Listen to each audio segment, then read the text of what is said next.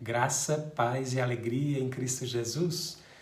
Esse é o projeto de evangelização no coração da Igreja Diocese de Tianguá, trazendo até você mais um momento de formação e reflexão sobre os temas mais relevantes de nossa fé. Hoje nós iremos meditar sobre o maior tesouro da Igreja de Cristo, a Eucaristia, o maior de todos os sacramentos.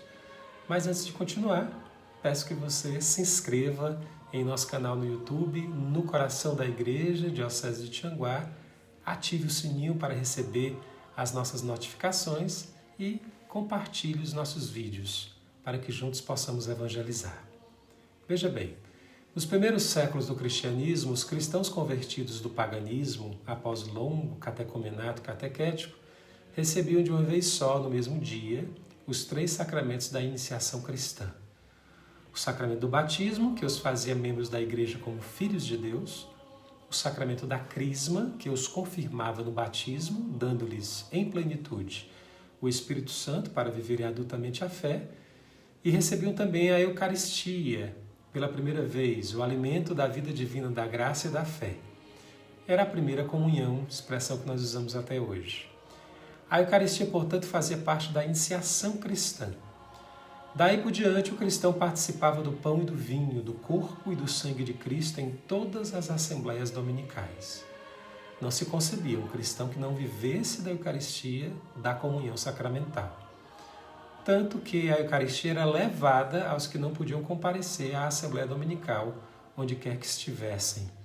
O diácono ou o chefe da família levava-lhes a Eucaristia. Nos 3 primeiros séculos, não era o domingo, o dia de descanso semanal como temos hoje. Isso só entrou em vigor a partir do século IV depois de Cristo. Nos primeiros 300 anos da Igreja, a Eucaristia era celebrada à noite, após o trabalho do dia.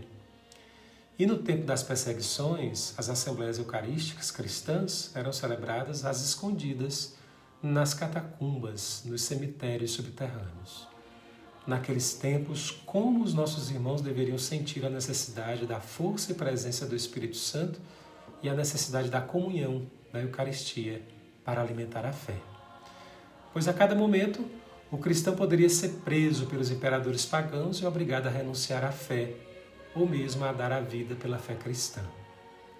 Também hoje, no mundo que se torna cada vez mais alheio e hostil aos princípios da fé, há situações nas quais é difícil viver como cristão.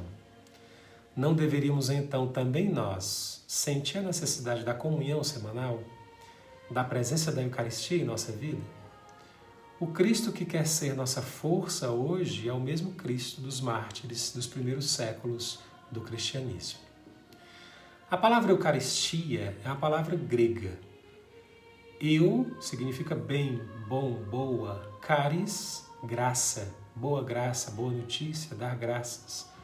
No nosso caso, no sacramento quer dizer dar graças, agradecer. E não deixa de ser o sacramento da boa graça, da boa nova. A Eucaristia está intimamente ligada à Páscoa, histórica, teológica e biblicamente. Páscoa é palavra greco-latina com raiz no hebraico-aramaico, que significa passagem. Para os judeus era a passagem da escravidão no Egito para a Terra Prometida, na Palestina. Tem, portanto, o sentido de libertação, passagem da escravidão para a libertação.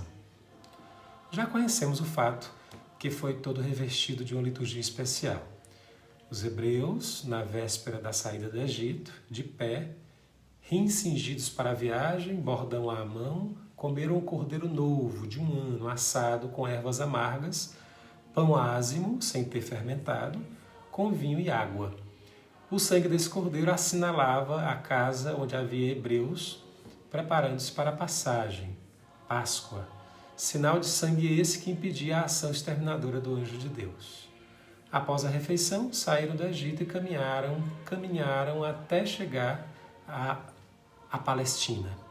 Pois bem, como todo o Antigo Testamento é prefiguração do Novo Testamento, o Cordeiro Pascal simbolizava o verdadeiro Cordeiro que morreria para libertar o homem do pecado. Um Cordeiro que se tornaria alimento. Ora, os judeus celebravam todos os anos essa festa da libertação. Era como se fosse o 7 de setembro deles. E Jesus, na noite em que celebrava essa Páscoa dos judeus, durante a cerimônia, instituiu o sacramento da Eucaristia. Jesus antecedeu de um dia essa celebração. Seria na sexta-feira, véspera da Páscoa judaica. O dia para os judeus começava às 18 horas da tarde. Na quinta-feira, após as 18 horas, à noite, Jesus realiza a verdadeira Páscoa. No dia seguinte, ele seria o cordeiro a ser sacrificado. Na véspera, então, ele antecipa a Páscoa e institui o sacramento que iria, daí em diante, reatualizar sacramentalmente, realmente, o sacrifício da cruz. Ele se imola sob as aparências do pão e do vinho. De fato, a Eucaristia é o maior de todos os sacramentos. Todos os outros sacramentos foram instituídos como encontros de Jesus Cristo conosco, comunicando-nos sempre mais a vida da graça e comunicando-nos o Espírito Santo, fazendo valer em nós a graça sacramental. Graça sacramental é a graça, o auxílio específico próprio de cada sacramento. Graça adequada para agir naquelas circunstâncias da vida na qual recebemos o sacramento. Por exemplo, na Crisma, a força especial para vivermos e defendermos a fé. No sacramento do matrimônio, auxílio especial para o estado de casados, para a vida cristã do casal. A unção dos enfermos, dá a tranquilidade espiritual na agonia, e assim cada sacramento. Pois bem, nessas ocasiões, Jesus Cristo tem o encontro sacramental conosco através dos sinais sensíveis, a palavra, o gesto, a água que dá vida, o óleo que unge, etc. E de modo especial, Jesus Cristo se faz presente através do ministro do sacramento que o representa, pois ele não pode estar presente com sua forma humana. Nos sacramentos, portanto, Cristo se encontra conosco, está presente, tornando-se visível através do ministro e dos sinais. Mas na Eucaristia, a presença de Jesus não acontece só através de sinais e do ministro. Ele está presente de modo diferente. Tem uma presença real, pessoal, substancial, em corpo e sangue, alma e divindade. Na Eucaristia, a substância do pão, isto é, aquilo que faz o pão ser pão, não está mais ali, pois é convertida no corpo glorioso de Jesus Cristo. O mesmo se dá com o vinho. O concílio já declarou: na Eucaristia, Jesus Cristo está presente verdadeiramente, realmente, substancialmente. Portanto, o pão e o vinho, isto é, as substâncias do pão e do vinho, convertem-se na substância, na realidade do corpo e do sangue de Cristo. Só permanecem do pão e do vinho os elementos físico-químicos, isto é, o que chamamos de aparências, o que é sensível, visível, as espécies, ou seja, o tamanho, cor, cheiro e sabor. Nos outros sacramentos, dá-se o encontro com Jesus Cristo mediante uma palavra onipotente, um gesto divinizante. É Cristo que batiza, confirma, absolve, une, ordena pelo ministério da Igreja. Mas ele não está pessoalmente na água, no óleo, etc. Apenas se serve da água, do óleo. Mas na Eucaristia, Cristo está presente real, pessoal e corporalmente, e não apenas por sua influência espiritual. Isto é o meu corpo, disse o Senhor. Segundo aqueles que entendem bem a língua grega, o verbo em grego, estin, não é simplesmente um verbo qualificativo, como se dissesse é branco, é bom, mas é um verbo efetivo, ou seja, que efetua, produz. É como se dissesse, meu corpo é agora produzido, torna-se presente, é realizado. Portanto, amados irmãos, fique bem claro, a presença de Jesus na hóstia consagrada, na Eucaristia, não é um símbolo, uma representação, como a bandeira simboliza e representa a pátria. É presença real de Jesus Cristo. Realmente, Jesus caprichou, como só Ele podia fazer, para demonstrar seu amor aos homens. Não contente em ter se tornado gente como nós, vai tornar-se pão e vinho para poder continuar conosco. E mais ainda, para poder identificar-se conosco como o alimento se identifica, se transforma, se transubstancia em nós.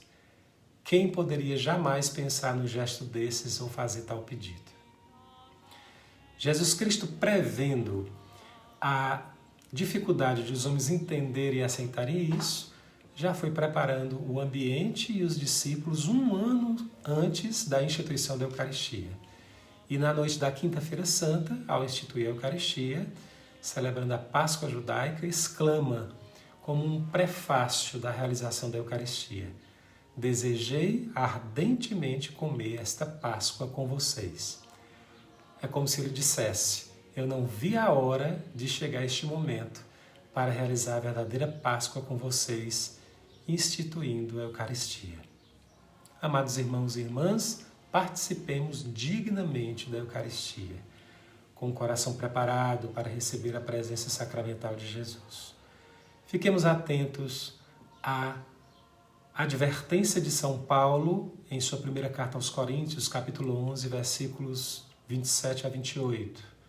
Portanto, todo aquele que comer o pão ou beber o cálice do Senhor indignamente será culpável do corpo e do sangue do Senhor.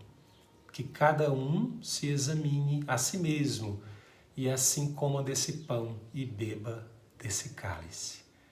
Permaneçamos no coração da Igreja. Tudo por Jesus, nada sem Maria.